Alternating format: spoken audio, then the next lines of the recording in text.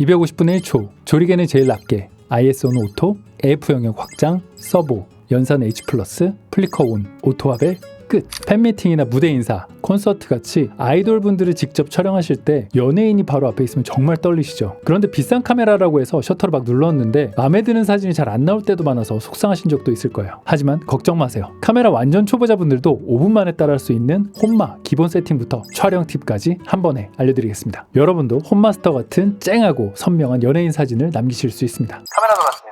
비싼 장비는 일반적으로 렌탈 하실 텐데요. 연예인 촬영에 많이들 쓰시는 캐논의 최신 장비인 EOS R6 마크 3를 한번 가져와 봤습니다. R5나 혹은 소니, 니콘, 후지 같은 다른 브랜드도 세팅값은 크게 다르지 않아요. 카메라를 켜시면 메인 화면에서 셔터 속도를 250분의 1초로 맞춰주세요. 만약 댄스를 하거나 빠르게 움직이는 상황이면 250분의 1초에서도 좀 흔들릴 수가 있는데요. 그때는 500분의 1초나 1000분의 1초로 해주시면 흔들림 없이 예쁘게 잘 잡힙니다. 뒤쪽 숫자가 커지게 바꿔주시면 됩니다.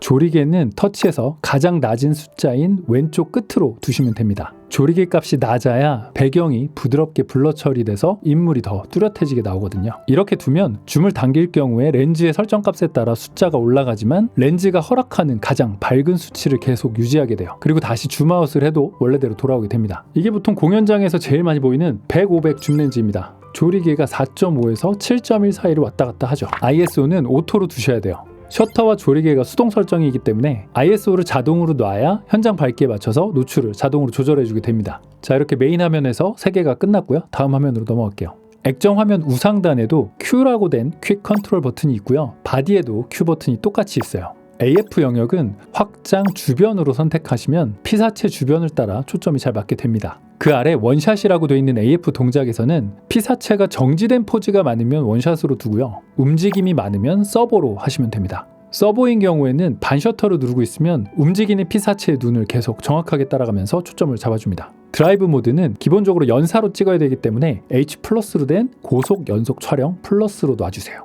일반적으로 조명이 많은 환경이라서 깜빡임 방지, 플리커 버튼은 꼭 켜주시고요. 화이트 밸런스는 AWB, 즉 오토 화이트 밸런스인데요. 자동으로 두시면 됩니다. 네, 여기까지가 기본적인 세팅입니다. 오래 안 걸리죠. 그럼 다음으로 필수는 아닌데 한번 확인해두면 편한 기능들을 한번 알려드릴게요. 이번엔 왼쪽에 메뉴 버튼으로 들어가 주세요. 메뉴에 들어가서 카메라 탭 셔터 제어에서 셔터 방식을 한번 확인해 보시면 3가지 옵션이 있습니다. R6 마크 3 기준으로 기계식, 전자식 선막 이 2개는 초당 12장이 찍히는데요. 안정적으로 찍히고 좋습니다. 여기서 더 많은 연사를 찍고 싶으면 전자식 ES에다 두면 초당 40장까지 찍을 수 있습니다. 지금 활성화가 안 돼 있죠? 아까 켜두었던 깜빡임 방지 플리커를 끄면 전자식 셔터를 쓸 수 있어요. 다만 빠른 움직임에서는 사진에서 약간 왜곡이 생길 수 있으니까 현장에서 한번 테스트를 해보고 결정을 해보시면 될 것 같습니다.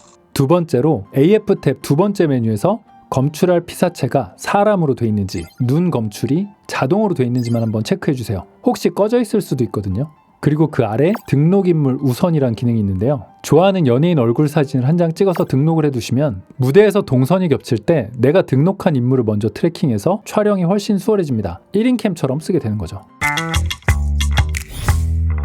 이번에는 촬영 세팅입니다. 앞서 맞춰놨던 세팅으로 가로나 세로로 열심히 연사로 이렇게 찍어주시면 됩니다. 이때 왼손은 렌즈를 이렇게 안정적으로 받쳐주시고요.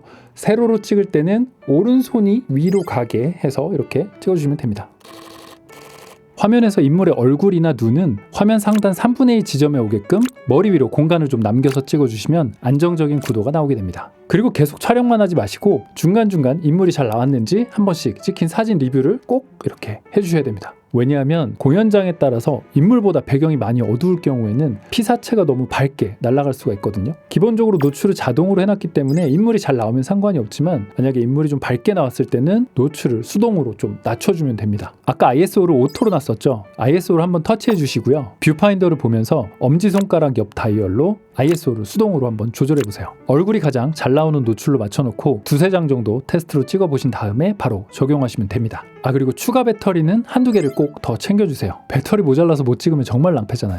이번에는 좀 물리적인 팁인데요. 카메라가 바디는 가벼워도 아무래도 렌즈가 무겁다 보니까 오래 찍기에는 아무리 건장한 남자라도 팔이 아프게 되거든요. 그럴 경우에는 모노포드를 하나 같이 써주시면 좋습니다. 보통 촬영 환경이 좁기 때문에 삼각대를 이렇게 펼치기에는 좀 힘들고요. 대신 모노포드를 이렇게 다리 사이에 놓고 찍으시면 훨씬 피로감이 덜할 거예요. 아니면 100-500 렌즈보다 훨씬 가벼운 7-5-300 렌즈도 대안이 될 수 있을 것 같아요. 근데 최근에 저도 연말이라서 연예인 시상식 촬영을 프레스로 한번 다녀온 적이 있는데요. 사실 저도 공연이나 행사 같은 뭔가 급박하게 피사체에만 집중을 해야 되는 상황에는 너무 정신이 없어서 이런 세팅 값을 실수하는 경우도 있거든요. 그래서 모든 걸 다 수동으로 하기보다는 최소한만 맞춰놓고 나머지는 카메라의 성능에 맡기는 거죠. 그리고 구도나 순간을 포착하는 데만 좀 더 집중을 하는 편입니다. 그리고 팁인데요, 완전 급할 때는 그냥 P 모드가 최고입니다. 순간을 담아내는 게 더 중요할 때가 많거든요. 네, 오늘은 초보자분들을 위해서 간단한 사진 세팅에 대해 말씀을 드렸어요.